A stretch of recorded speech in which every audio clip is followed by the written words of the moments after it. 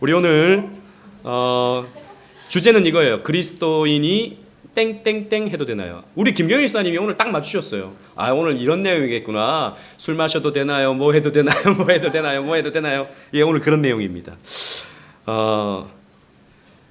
이런 부분이 참 많죠. 특히 저한테 질문하신 분들 가운데서도 이거 해도 되나요? 그리스도인이 이거 해도 되나요? 라고 하는 질문들이 많았어요. 그런 내용들을 오늘 좀 총망라해서 하도록 하겠습니다. 고린도전서 8장 13절 말씀 우리 다 같이 한번 읽도록 하겠습니다. 시작. 그러므로 만일 음식이 내 형제를 실족하게 한다면 나는 영원히 고기를 먹지 아니하며 내 형제를 실족하지 않게 하리라. 아멘. 이 말씀 여러분들 잘 아시죠? 그죠? 이 고린도 교회 안에 있었던 여러 가지의 갈등 가운데 제사밥을 먹어도 되는가, 우상에게 바쳐진 제물을 성도가 먹어도 되는가에 대한 문제 제기가 있었던 것이죠. 그 부분에 대해서 이제 사도 바울은 결론을 맺기를, 만일 그 음식은 사실 다 하나님이 주신 것이기 때문에 먹어도 아무 상관없지만, 근데 내가 그 음식을 먹음으로써 내 형제를 실족하게 한다면 나는 먹지 않겠다라는 겁니다. 그러니까 그 본질이 그 음식에 있는 것이 아니고 본질이 어디에 있죠? 내 이웃에게 있는 겁니다. 이런 문제들이 있었어요. 그리고 고린도 교회 안에는 여러 가지 갈등들이 있었는데 또 이렇게 사도 바울은 결론을 내리고 있습니다. 고린도전서 14장 40절 다 같이 시작. 모든 것을 품위 있게 하고 질서 있게 하라. 품위가 있어야 되고 또 하나는 질서가 있어야 된다. 그냥 자기가 하고 싶은 대로 하는 게 아니라 질서 있게 그 상황들을 판단해서 행해야 된다라는 것이죠. 이런 문제를 우리는 아디아포라라고 말합니다. 아디아포라. 아라는 말은 노라는 말이고요. 디아포라라는 말은 정해지다라는 말이에요. 그러니까 정해지지 않은 문제들. 그러니까 이걸 해도 되는지 안 해도 되는지 헷갈리는 부분이 있잖아요. 성경에서 명확하게 이거 하라, 성경에서 명확하게 이거 하지 마라라고 하지 않은 정해지지 않은 부분을 아디아포라라고 부른다는 것입니다. 이런 문제는 교회 역사 속에서 계속 있어 왔습니다. 이런 것이죠. 그리스도인이 땡땡땡 해도 되는 겁니까? 첫 번째, 그리스도인이 술 마셔도 되나요? 되나요? 성경에 보면 술 취하지 말라라고 되어 있죠. 그런데 취하지 말라 그랬지 마시지 말라라고는 안 그랬다 이거죠. 그리고 실제로 교회 역사를 보면 술에 대해서 금지한 건요, 2000년 교회 역사 속에서 200년 정도밖에 안 됩니다. 루터는 맥주 광이었어요. 그 테이블 토크라는 책 있잖아요. 탁상담화. 그 책은 맥주를 벌컥벌컥 마시면서 루터가 말했던 거예요. 칼빈은 와인 광이었습니다. 와인을 굉장히 좋아했어요. 그래서 내 살에는 깎을지언정, 제네바시에서 내 살에는 깎을지언정 내 와인은, 그러니까 자기에게 떨어지는 할당량이 있었거든요. 와인. 그거 줄이지 말라라고 부탁했던 것이 칼빈이었습니다. 그리고 그 청교도들, 영국의 청교도들이 미국으로 넘어와서 가장 많이 가졌던 직업이 럼주를 만드는 일이었어요. 그리고 럼주를 판매하는 일이었습니다. 그 사람들은 술을 마시지 않는 것이 신앙이라고 생각하지 않았어요. 이게 언제부터 고착화 되냐면 이제 한 150년 전부터 사회가 고도로 발달하면서 또 자본주의가 발달하면서 이런 쾌락 문화가 발전하게 되는 거예요. 거기에 대해서 미국 청교도들이 이렇게 살다가는 우리가 믿음을 다 잃어버리겠다. 하지 않는 것을 좀 정하자 해서 영화 보지 않기, 그때는 영화 보지 않는 것, 뭐 하지 않는 것 중에 하나가 술 마시지 않는 거였어요. 그리고 부흥 시대를 거치면서 술 마시지 않는 게 부흥의 어떤 결과다라고 사람들이 가르치기 시작하면서 한국에 그런 선교사님들이 넘어와서 한국에는 워낙 술을 막 그냥 마시는 게 아니라 그냥 부어라, 마시자, 죽자 막 이렇게 마시니까 술 마시지 않게. 그리고 세례받기 위해서는 금주, 이게 조건이 되었던 것입니다. 이게 한국 교회에게 고착화되어서 성도가 술 마시면 안 된다. 이렇게 이제 생각을 하는 거죠. 그러니까 저도 사실 술 안 마시거든요. 체질적으로도 저는 술을 안 마지만 술을 별로 마시고 싶은 생각이 안 듭니다. 근데 술이 가까이 오면 왠지 좀 두렵죠, 저는. 왜요? 어릴 때부터 그렇게 교육을 받아왔으니까 술이 온다 그럼 막 손이 막 떨리는, 이거 마귀, 이거 사탄, 뭐 이런 생각이 드는 것이죠. 그 술을 마셔도 되는가 안 마셔도 되는가, 이건 사실 아디아포라의 문제다라는 겁니다. 그럼 마셔도 된다는 말입니까, 목사님? 아니다. 질서 있게 해야 된다라는 거예요. 좀 이따 결론을 다 말씀드리겠습니다. 그리스도인이 주일에 돈 써도 됩니까? 주일에 돈 쓰는 거. 저는 어릴 때부터 교회에서 주일에 돈 쓰지 말라라고 배웠어요. 주일에 공부도 하지 마라. 그건 아멘. 그렇습니다, 목사님. 주일에는 쉬겠습니다. 근데 돈 쓰는 건 이거는 목사님 몰래 썼어요. 학생들이 목사님 몰래 오후 4시에 그때 저녁 예배가 있었으니까 4시에 모여가지고 떡볶이 집에 가서 떡볶이 먹고 저녁 예배 드리고 이게 우리 일상이었어요. 근데 쉬쉬 목사님한테 쉬쉬 들키면 혼나니까. 돈 써도 됩니까? 성경에 보면 안식일에 아무 일도 하지 말라 그랬잖아요. 생산적인 일에 대한 금지를 했잖아요. 누군가가 생산하도록 만드는 이런 돈 쓰는 일 해도 되는 겁니까? 이건요, 여러분, 사실 안식일이라는 것 자체가 구약 율법이지 않습니까? 그때 당시에 시민법이었어요. 시민법. 여러분, 율법에 3가지가 있는 거 아시죠? 의식법, 시민법, 도덕법. 도덕법만이, 그 10계명만이 우리에게 여전히 유효한 율법이죠. 우리는 안식일을 기억하여 거룩히 지키라라고 해서 예배 드리는 것을 우리가 율법으로 받아들이고 당연히 그렇게 예배해야 되지만 주일날 돈 쓰지 마라. 이건 사실 시민법. 그러니까 만약에 그 율법이 우리에게 그대로 적용된다 그러면 누군가가 주일날 돈 쓰잖아요. 그걸 돌로 던져야 됩니다. 그 법대로 하자면. 그 법은 사실 폐해진 법이죠. 하지만 그러면 주일날 돈 마음대로 써도 됩니까? 아무 거리낌 없이 써도 됩니까? 아니죠. 질서 있게 해야 돼요. 왜 우리가 그걸 써야 되는지에 대한 본질적인 어떤 우리의 입장을 가져야 된다라는 거죠. 그리스도인이 타투 해도 되는 겁니까? 요즘에 그 축구 선수들 보면 이게 뭔지 나는 뭐 토시를 꼈나 생각해서 토시가 아니고 이게 보니까 별의별 온몸에 이런 걸 다 해놨어요. 근데 저는 예전에 차두리라는 선수 있잖아요. 차두리의 아버지가 차범근 선수잖아요. 차범근 선수가 굉장히 독실한 기독교인인 걸로 알고 있고 차두리도 굉장히 독실한 기독교인이라고 저는 알고 있었는데 온몸에 그냥 막 새까맣게 문신을 해놨어요. 해도 됩니까? 성경에 보면 레위기에 보면 죽은 자를 위하여 몸에 문신을 새기지 말라 그랬어요. 그죠? 그런데 그것도 구약 시민법이죠. 죽은 자를 위하여, 즉 귀신을 위해서 몸에 그걸 새기지 말라라는 거예요. 우상 숭배적인 요소죠. 근데 오늘날 사람들이 하는 문신은 우상 숭배적인 건 아니죠. 뭔가를 이제 꾸미고 뭔가 이제 자신을 어떤 그 기억하기 위해서 몸에 새기는 거잖아요.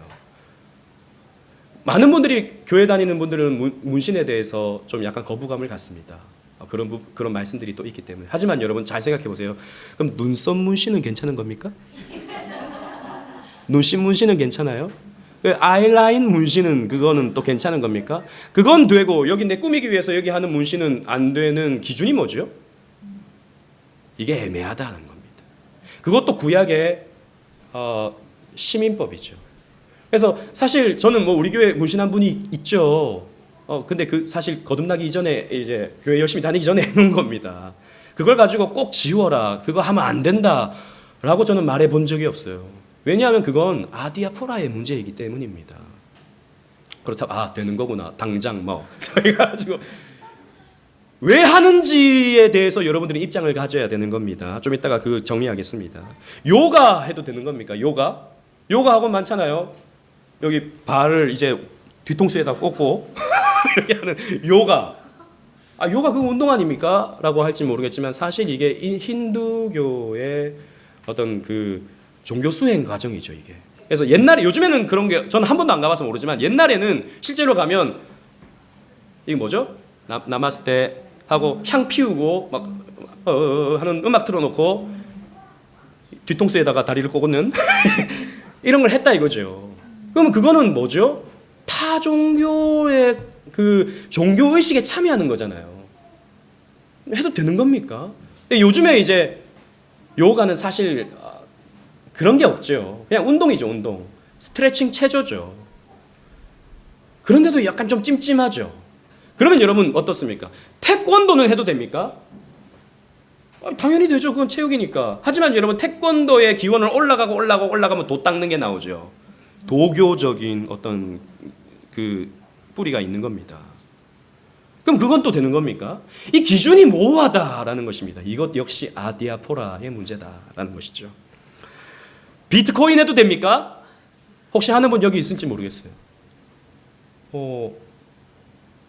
되는 것 같기도 하고 안 되는 것 같기도 하고. 성경에 보면 이자를 취하지 말라라고 되어 있죠. 구약 율법에 이자를 취하지 말라. 누군가의 돈을 빌려주거든 이자를 받으려고 하지 마라. 이게 뭐냐면 불로소득에 대한 금지였습니다. 불로소득에 대한 금지. 그래서 청교도 사상은 불로소득을 금지하죠. 일해서 얻는 걸 바라지 뭔가 이제 일하지 않고 얻는 것은 잘못되었다. 그러면 여러분 주식은 괜찮습니까? 주식을 여러분 주식은 다르죠. 주식은 회사에 투자하는 거니까요. 여러분 회사에 투자하는 분 여기 계십니까? 그 주식이 오를 거라고 생각해서 투자하지. 불로소득이잖아요. 칼빈은 돈을 빌려줘서 이자를 얻는 것은 괜찮다고 했어요. 그건 구약의 시민법이었다라고 봤어요. 그래서 그리스도인이 얼마든지 이런 은행 업무를 할 수 있다라고 봤어요. 누구를 위해서? 이웃을 위해서. 아무튼 좀 이따가 또 그 부분도 살펴보도록 하겠습니다. 제사밥을 먹어도 괜찮은가? 이 부분은 성경에서 아까 우리 명확하게 밝혀주고 있죠. 그 음식 그거 아무것도 아니다. 우상에게 바쳐줬다 하더라도 우상 자체가 없다. 그건 다 거짓신이다. 먹어도 상관없다. 하지만 누군가가 그것을 먹는 모습을 보고 실족할 것 같으면 먹지 마라. 이렇게 가르쳤던 것입니다. 이런 여러 가지의 문제들 해도 되나? 하지 말아야 되나? 뭔가 좀 찜찜한데 그렇다고 또 안 하기에는 내가 또 할 수 있는 게 없는 것 같고 이런 문제들을 우리는 아디아포라의 문제로 보는 것이죠. 이런 것입니다. 옛 언약에서 종결된 조항의 문제들. 여러분 순대 먹어도 됩니까? 순대? 목사님 무슨 말씀입니까? 오늘 순대국밥 저녁으로 먹어야 되는데 핏째 먹지 말라 그랬잖아요. 핏째. 실제로 그리고 예루살렘 공의에서도 여전히 피를 먹는 것에 대해서는 금지했지 않습니까? 신약 시대에도. 근데 그때는 이제 신약과 구약이 이제 중첩되어 있는 시대였기 때문에 그리고 그때 당시 그 문제들 때문에 여러 가지 어려움들이 있어서 먹지 않는 것으로 했지 먹어도 괜찮다 이겁니다. 우리는 그렇게 보는 것이죠. 이런 것들은 다 뭡니까? 옛 언약에서 종결된 조항의 문제들이다라는 것입니다. 그리고 우리는 이런 것들이 많아요. 지역적이고 특별한 상황에서 금지된 문제들이 성경 안에 있습니다. 고린도 교회에서는 이제 여러 가지 또 이런 문제들이 있어서 남녀의 구별의 문제가 있어서 여인들은 머리에 쓰고 하나님 앞에 나가라. 머리에 수건을 쓰고 하나님 앞에 나가라 그랬죠. 하지만 여기 우리 교회 머리에 뭐 쓰고 교회 예배당 참석하신 분이 있습니까? 말씀대로 왜 안 하시죠? 그건 지역적인 문제였다라는 겁니다. 고린도 교회의 어떤 특수적인 문제였다라는 것이죠. 또 한국에서의 음주 문제 이런 것들. 그런데 여러분 이런 것들은 다 진리 안에서 양심의 자유를 사용할 수 있는 문제예요. 그건 내 신앙 양심에 달려 있는 것입니다. 내가 하나님 앞에서 어떻게 살아가고 내가 하나님 앞에서 거리낌 없는 아까 그 고린도 교회에서도 제사밥 문제에 있어서 사도 바울이 강조하는 게 뭐냐면 양심이 중요하다라고 했어요. 내가 그것이 마음에 걸리면 하지 마라라는 겁니다. 하지만 그것에 있어서 자유한다면 해도 괜찮다라는 것이죠. 하지만 영적 유익과 교회의 질서에 따라서 사용해야 된다라고 사도 바울은 봤던 것입니다. 문제는 뭐냐면 우리 안에 이런 율법주의가 아주 깊이 뿌려 박혀 있다라는 것입니다. 저도 이제 고려파 교회 안에서 쭉 자랐기 때문에 뭘 해라 하지 마라라고 하는 어떤 교육을 너무 많이 받아왔어요. 그래서 신앙생활이 뭐냐면 내가 하고 싶은 거 못하게 만들고 내가 하기 싫은 거 하게 하는 것이 신앙생활이라고 생각을 했던 거죠. 무의식적으로. 그게 아니라고 머릿속은 알고 있지만 몸이 그렇게 반응을 하는 겁니다. 하기 싫은 거 해야 되고 하고 싶은 거 하지 말아야 되는 거. 그러다 보니까 우리의 신앙이 점점 어떻게 됩니까? 오전에도 말씀을 나눴다시피 자꾸 우리가 더 깊이 들어가지 않으려고 하는 거죠. 왜? 더 기쁨을 빼앗길까 봐. 내 즐거움을 빼앗길까 봐. 내가 하고 싶은 거 못할까 봐. 자꾸 뒤로 물러서게 되는 거죠. 이게 뭐냐? 율법주의다라는 것입니다. 여러분 다음 주에 제가 그 주일 낮에 이 율법주의가 우리가 하나님의 기쁨을 가로막는다는 것을 설교할 거예요. 이 율법주의는 문제가 뭐냐면 이런 아디아포라 문제를 정죄함으로 반응한다라는 거예요.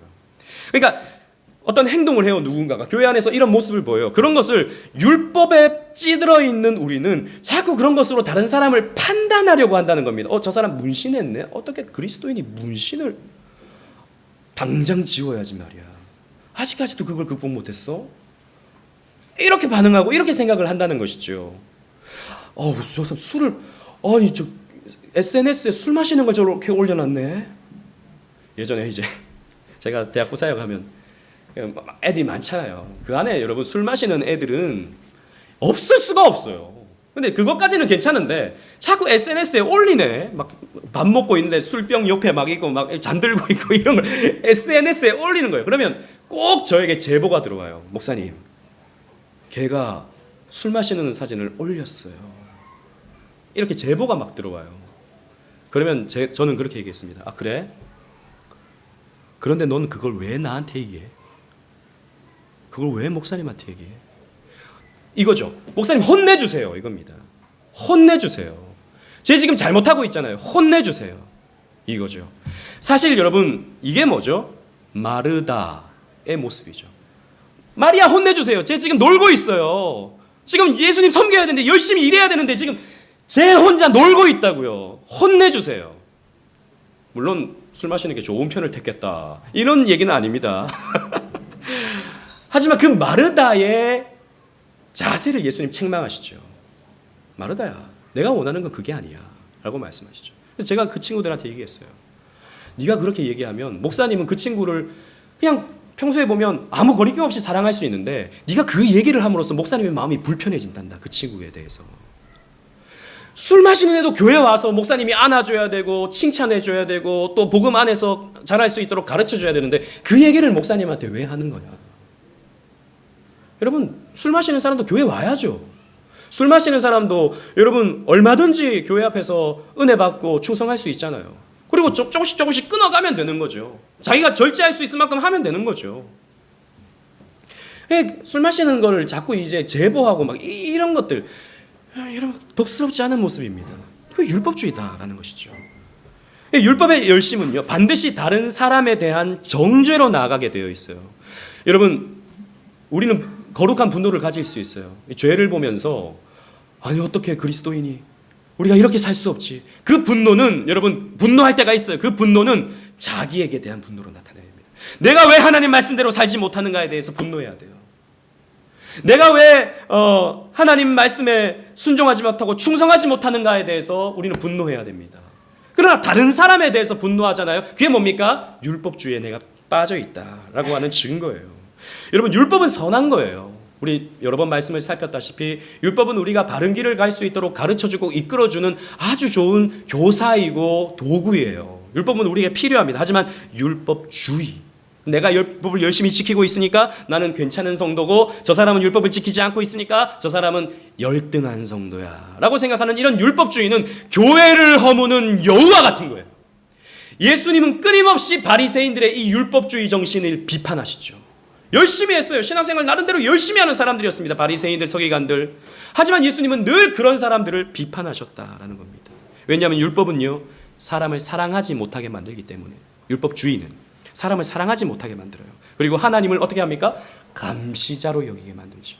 내가 뭘 하고 있을 때는 하나님이 좋아하실 것 같고 내가 뭘 하지 않을 때는 하나님이 싫어하실 것 같은 늘 나를 지켜보는 감시자, CCTV 24시간 감시하는, 심지어는 침실까지도 이렇게 보시면서 너희 자식 그걸 하고 있다니 혼날 줄 알아라 라고 하는 식의 하나님관을 우리가 갖게 되는 것이죠. 그럼 우리는 하나님을 기뻐할 수가 없어요. 여러분 경찰을 기뻐하십니까? 경찰차가 옆에 지나가면 경찰 아저씨 만나서 반가워요 이런 분 계십니까? 아니죠. 왠지 그냥 섬뜩하죠.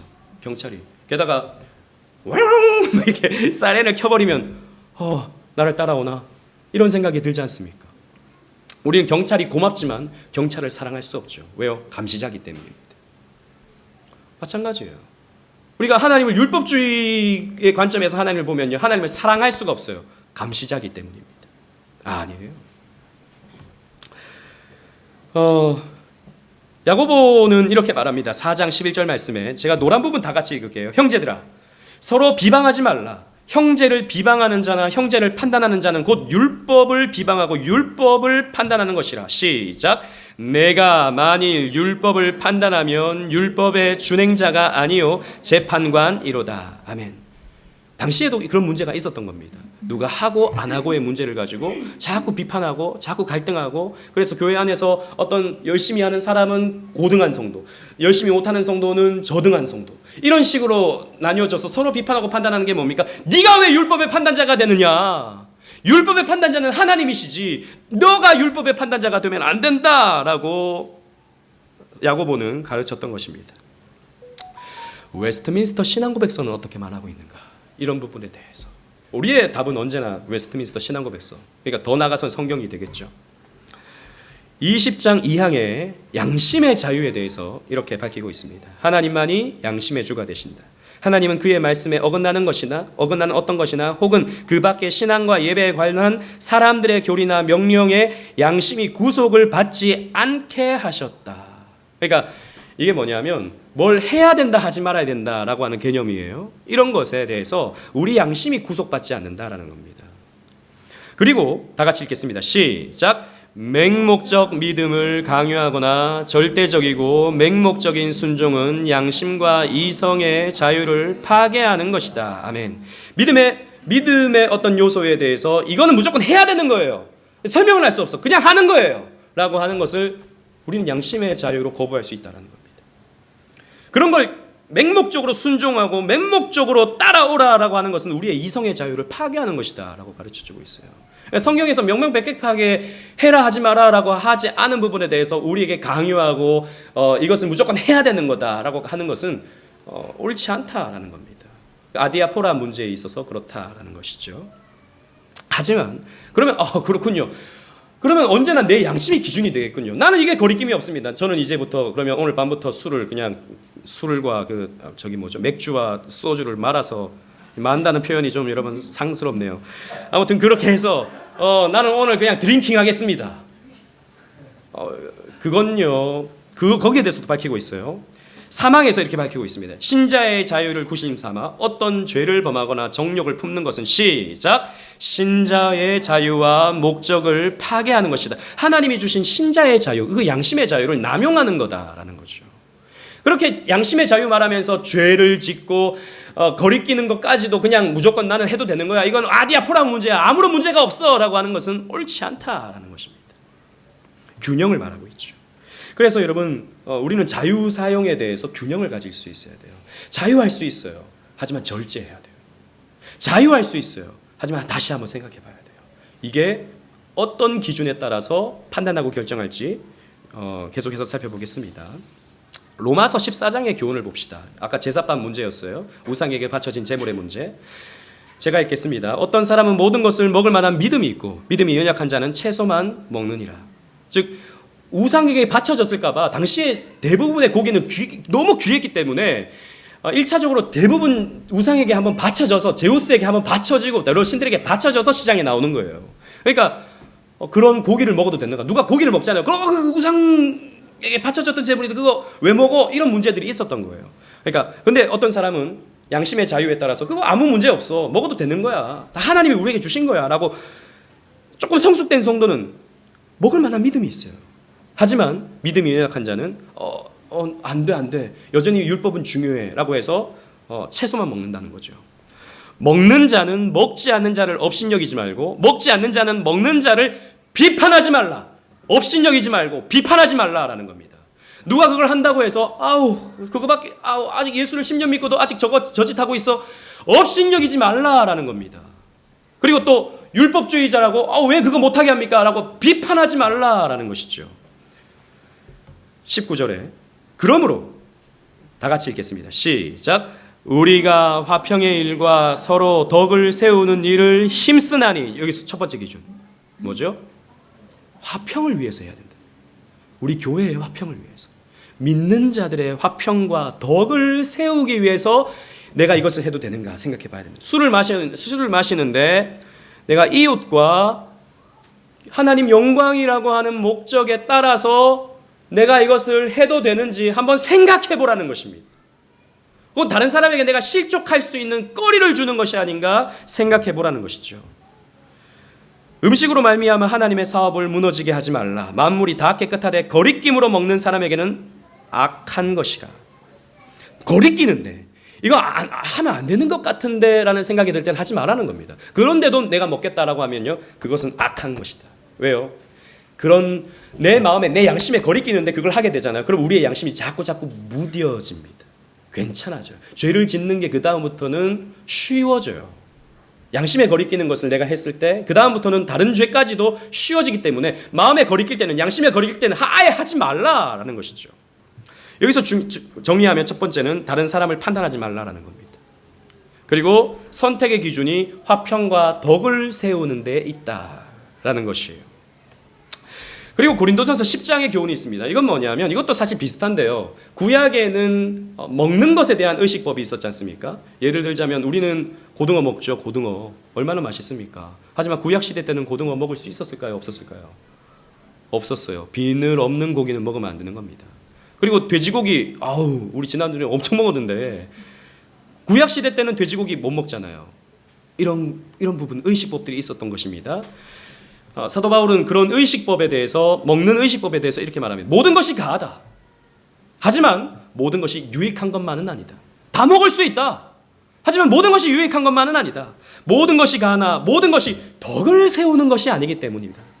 누구든지 다 같이 시작. 자기의 유익을 구하지 말고 남의 유익을 구하라.